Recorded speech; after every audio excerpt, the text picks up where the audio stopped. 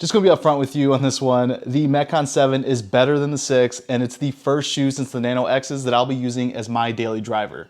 Let's get into this review.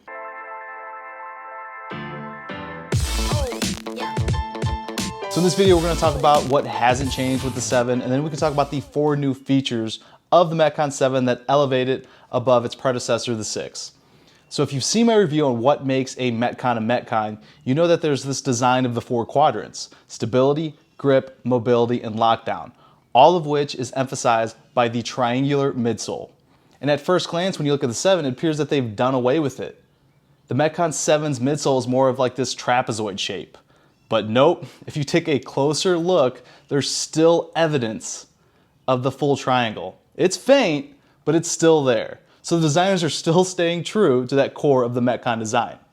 So the stability portion saw the largest improvement, with minor improvements on the lockdown and grip.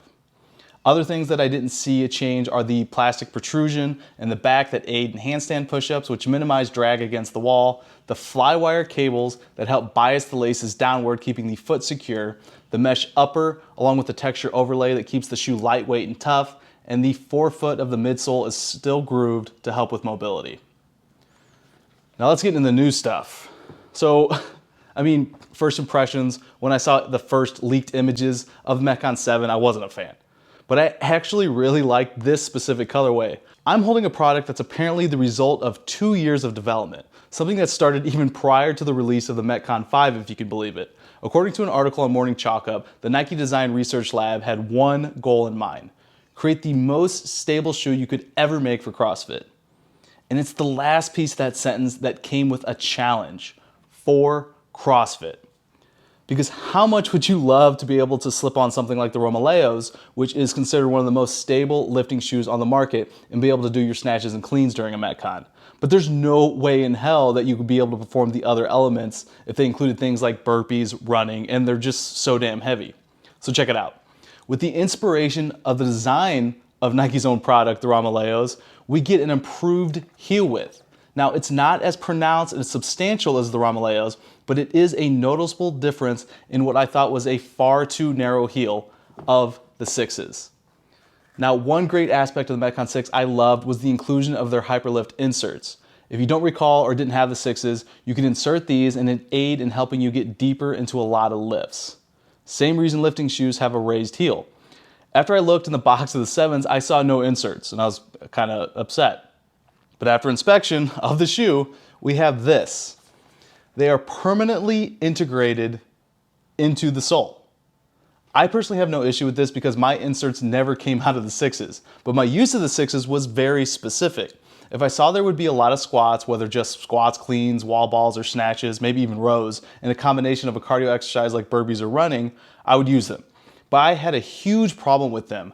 I hated how stiff the heel was and how heavy it felt. For me though, it was worth the sacrifice for those workouts for the comfort, just because it helped me in the squats.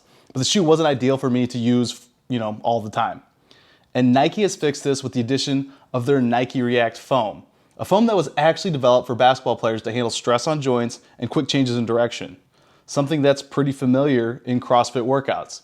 Now, when you hear foam, you may start to think that this can't be ideal for heavy lifts.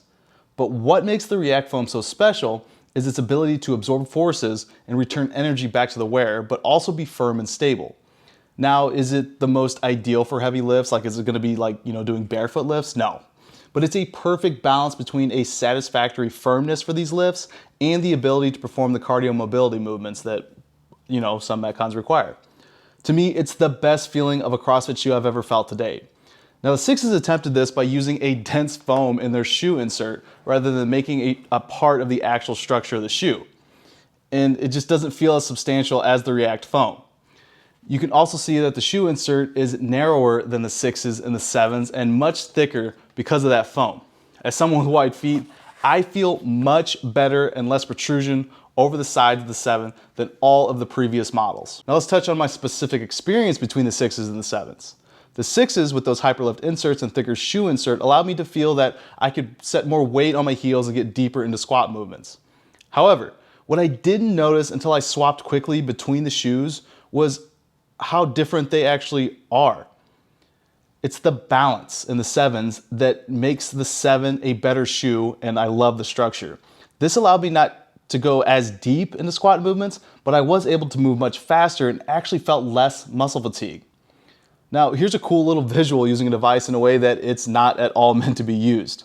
I'm using the Nerve Run Smart insoles that have really awesome pressure sensing technology, and it's meant to analyze your running form to improve it and mitigate injury risk. Check out that review if you haven't. I thought it'd be an awesome tool to illustrate the weight dispersion getting into a squat with a pair of 50-pound dumbbells. You can see a better balance in the 7s than the 6s with proper weight distribution in the heel and toes, whereas the 6s are more biased towards the heel, and at times I wasn't putting any weight in my toes.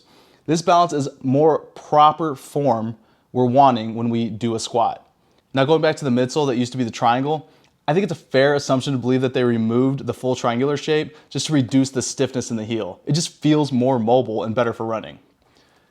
So that to me is the two biggest improvements, that heel inspired by the Romaleos with the permanent hyperlift and the addition of the React foam. Now for the two other improvements. There's now this complete rubber wrap on the inner of the midsole, which is from an analysis of rope climbs Nike did of CrossFit athletes. After looking at the amount of heat from friction between the shoe and rope, this was added for further protection. I mean, I'll buy it. This isn't something I personally noticed from any training shoe I've ever used, but then again, I hate rope climbs and I avoid them as much as possible. I should do them more because I suck at them. And the last addition, which I thought was kind of ridiculous at first, but now really like, is the tab lace lock. True story, the first day I saw this and thought how dumb it was, I was wearing another pair of shoes and was doing double unders, and despite double knotting them, they came untied. So just tie your shoes as normal and Velcro this over. I have no idea this will keep them tied 100% of the time, but I mean, it seems legit. Referencing that Morning Chalk Up article I mentioned earlier, apparently this comes from looking at wrestling shoes, since wrestlers can be penalized if their shoes come untied.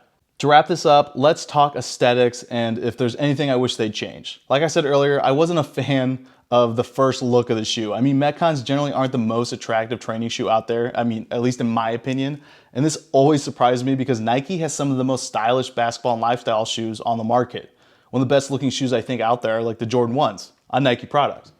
But I think this one is hit or miss based on the colorway you choose. Like, I don't like the solid color ones, but I think this one looks clean and sharp.